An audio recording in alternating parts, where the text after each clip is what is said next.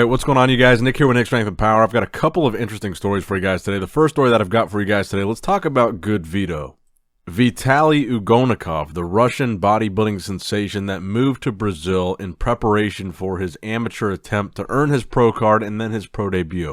So right now, GoodVito is about 5 weeks out from the show where he will be attempting to earn his pro card in November in Brazil. So these recent updates, this side chest, and then this front double bicep here, these are taken around 5 weeks out from that show. So we saw a couple updates from him a while back where we thought he was just 4 weeks out from a show that he was planning on doing this month in September, but he pushed that back to October. So now he's 5 weeks out. And these updates, this side chest and this front double bicep, now we're seeing somebody that really looks like a serious threat. Back then, when we thought he was competing in September, he looked a little bit off. He looked a little bit further out than 4 weeks. And it was kind of a question of whether or not he was going to be ready. But now that we know he's competing in November, I think we see a very impressive bodybuilder here. He looks very conditioned for 5 weeks out. Front double bicep, if you look at that shot, look at the vascularity that you can see on this kid. His lats are vascular, triceps, forearms look crazy, vascularity all throughout his legs. He's got a lot of strong points.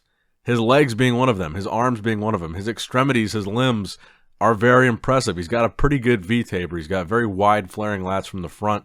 I think the back shots, it's kind of similar to Andrew Jacked. I think the back is where he would need to tighten up to be more competitive, and that's one of the shots he doesn't show as much. The front double bicep is probably one of his best poses. He's very similar to Michael Krizo in that way. Legs are absolutely insane. He's got good calves too, so he doesn't just have a crazy disproportional quad to calf ratio. Very, very complete young kid. And I say kid because A, he's in his early 20s, and B, he's still an amateur. He hasn't even started his pro career yet, and I think he's got a ton of potential in the very, very near future. And the front double bicep being a strong pose for him is one thing, but look at the side shot here, the side chest.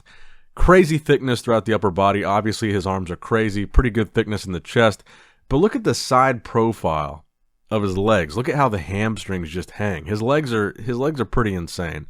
And again, I think the conditioning here looks a lot more on track for 5 weeks out. And this is a guy that I feel like he's going to be a really big threat immediately. And it gives us something exciting to look forward to. Like we saw Andrew Jacked, a very meteoric rise from pro debut, turning pro, winning shows. Now he's going straight to the Olympia. We're probably going to see the same thing with Michael Krizo. Amateur show, pro card, pro debut. Probably going to see Michael Krizo qualify for the Olympia. I don't think that GoodVito is going to have time after November, even if he does earn his pro card, to qualify for the 2022 Mr. Olympia. But this is a very solid foundation if he does earn his pro card in November for a very fast IFBB rise. In the pro ranks, I think he could win a show right off the bat. I think but like I said, I think if he earns his pro card in November, that's a little bit too close to the cutoff for the Olympia qualification deadline for this year.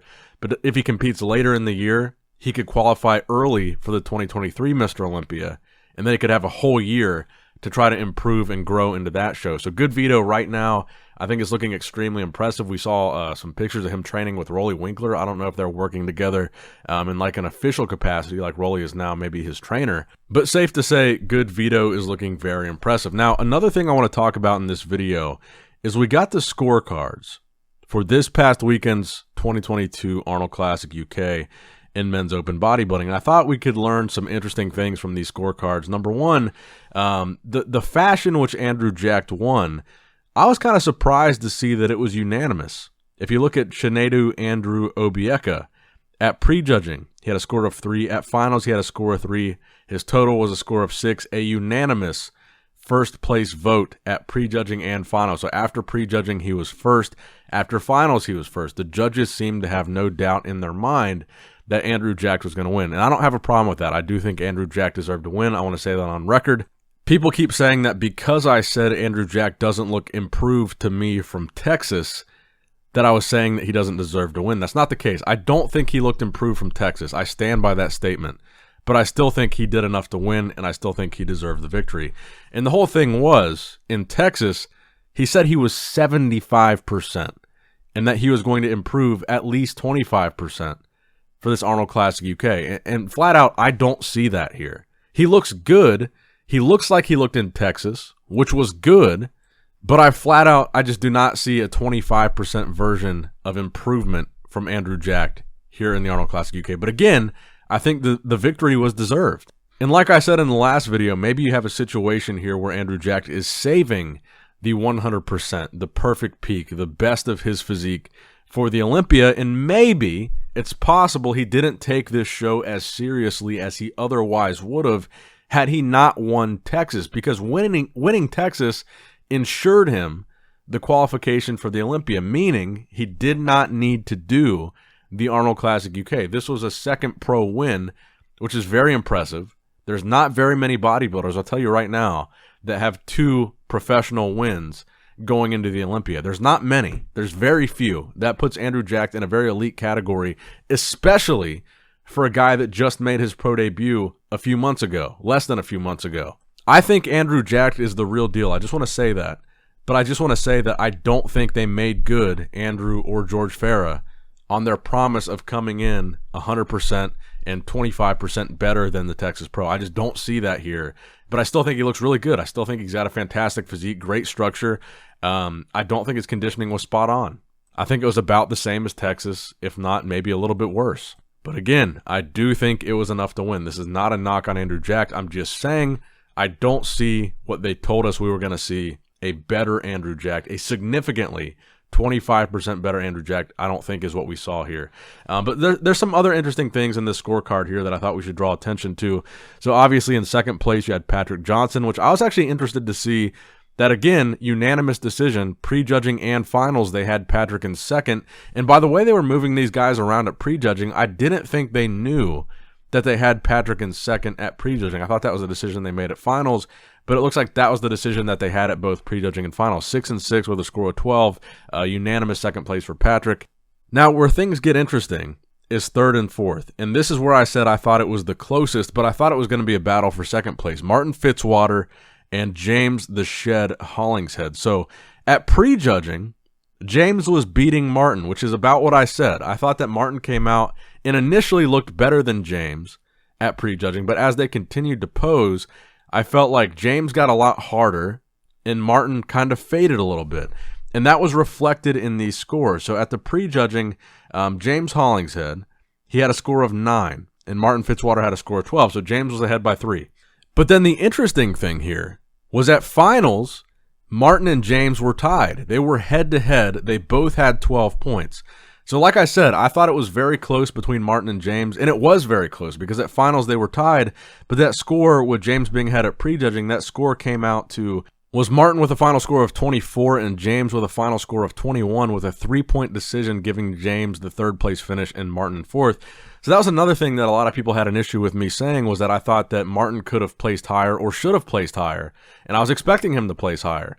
And they thought that was controversial for me to say, when really the guy that I thought he was closest with, James, he was tied with at finals. So I do think you could have made an argument for Martin and James swapping spots. I do think that Patrick, after watching the footage, I think Patrick did deserve second. I don't think Martin or James were ahead of him. But I think really the only argument that I have with these scores was I saw Martin being third. Initially I saw him being second, but I was wrong about that. But I still see him as being a third place guy here. I think it was very close, very, very close, like a coin toss close between him and James. And that is reflected in these scorecards. Now, next up in the news, let's look at the lineup for the next show that we've got coming up, which is the Yamamoto Pro Cup, which is the 1st of October. That's going to be this weekend, starting the 30th of September, and the Pro Show will be the 1st. So here's the lineup for the Men's Pro Open Bodybuilding. You've got Osama Ashur, Lionel Bayeki, Antoine Bippis, Jamie Christian Jahal, a.k.a. The Giant, Martin Hernandez, James Hollingshead, Patrick Johnson, Craig Morton, and Saran Saran. So you're going to have the rematch here. James versus Patrick, Patrick being second in the UK, James being third. Lionel Bayeki also listed in this lineup, but let's be honest, guys. Lionel has blown off like the past, I would say, half a dozen shows.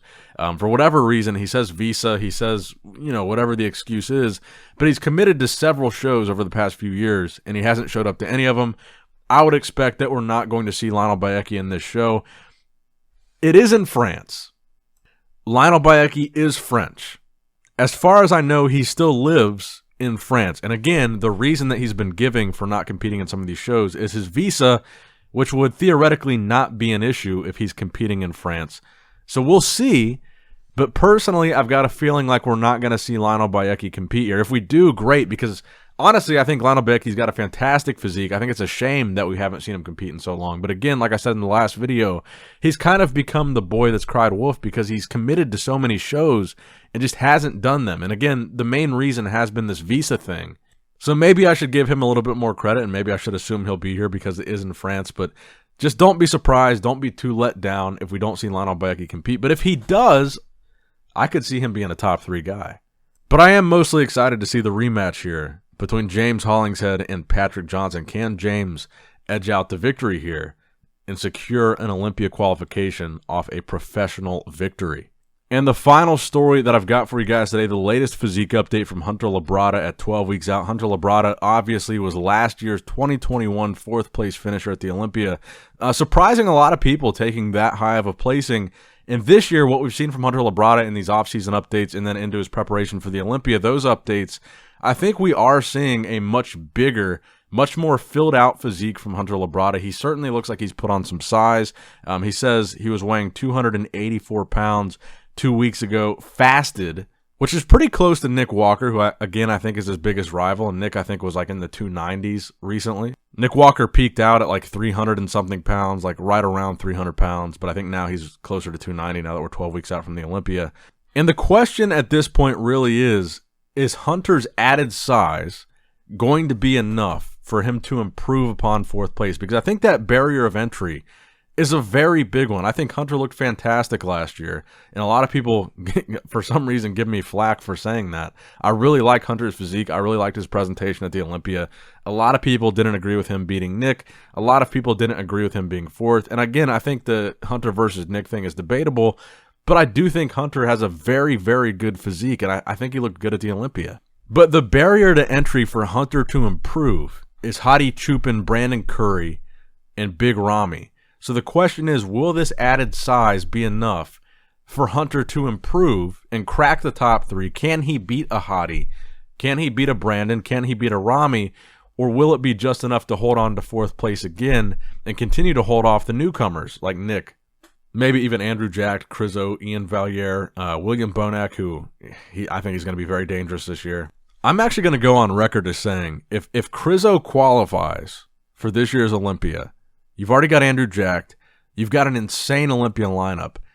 I think this is the most exciting Mr. Olympia lineup since Phil Heath lost his title in 2018. I think this is a crazy Olympia. This is going to be very entertaining, and that's a good reason to subscribe to this channel for more bodybuilding news and updates. Make sure you like the video, give it a thumbs up. All right, guys, don't forget to click that like button and subscribe to this channel if you enjoy the content. Also, check out my Instagram at NickStrengthPower. My Facebook page, which is simply Nick Strength and Power. My secondary YouTube channel, Nick Strength and Vlogs, for vlogs and bonus content that you will not see on this channel. And consider subscribing to my third YouTube channel, Nick Strength and Pokemon, which is all things Pokemon and trading card games, completely unrelated to this channel. So if you're into that, give that one a look. And all links to merchandise and social media will be in the description box below. If you guys want a Nick Strength and Power t-shirt, that will be in the Shopify link below. Have a great day. Dancing in the good light, everybody's feeling warm and bright. It's such a fine and natural sight. Dancing in the good light, everybody's feeling warm and bright. It's such a fine and natural sight. Everybody's dancing in